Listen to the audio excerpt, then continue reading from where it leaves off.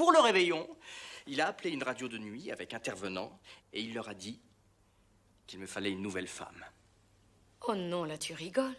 Oh, c'est trop mignon. Et là, il est obsédé par une fille qui m'a écrit récemment. Non, c'est sérieux? Oui, elle m'a donné rendez-vous au sommet de l'Empire State Building. Pour la Saint-Valentin.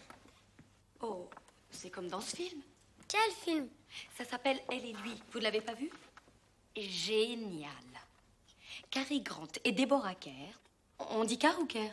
Kerr. Ouais, enfin bref. Elle a rendez-vous avec lui au sommet de l'Empire State Building. Mais elle est renversée par un taxi et on le voit attendre et attendre. C'était un jour de pluie, je crois. Seulement après, elle est trop fière pour dire à l'homme qu'elle aime qu'elle est invalide. Et lui, il est trop fier pour demander pourquoi elle n'était pas là. Mais il vient la voir quand même. Je sais plus pourquoi, mais... Oh, c'est tellement fou quand il la revoit chez elle. Parce que... il se rend même pas compte qu'elle s'est pas levée pour lui dire bonjour. On le sent plein d'amertume. On croit que tel qu'il est là, il va partir sans se retourner. Et que jamais il saura pourquoi elle est allongée là, vous voyez, étendue sur ce divan avec ce plaid sur ses petites jambes toutes décharnées. Ça va pas? Non, pleine forme. Et soudain, il dit, j'ai déjà vendu le tableau et il va dans la chambre à coucher. Et il jette un coup d'œil, revient, la regarde et là il sent que... ils savent. Alors ils sont là, c'est ceci. C'est un truc de nana, ce film, non? Oui, ça m'en a tout l'air.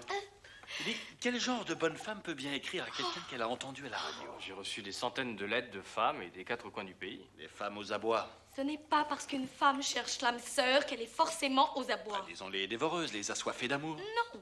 Vous avez plus de chances de vous faire tuer par un terroriste que de vous faire épouser après la Alors quarantaine. là, c'est absolument faux. Mais bien sûr, chérie. Bien sûr. Je cherche pas une épouse par correspondance. Non, moi, je veux juste trouver quelqu'un avec qui je peux avoir une conversation sympa. Pendant le dîner, et qui se mette pas à chialer comme un veau en pensant à un mélo qu'elle vient d'aller voir. Elle est très sensible. Alors, remarque, j'ai pleuré aussi à la fin des...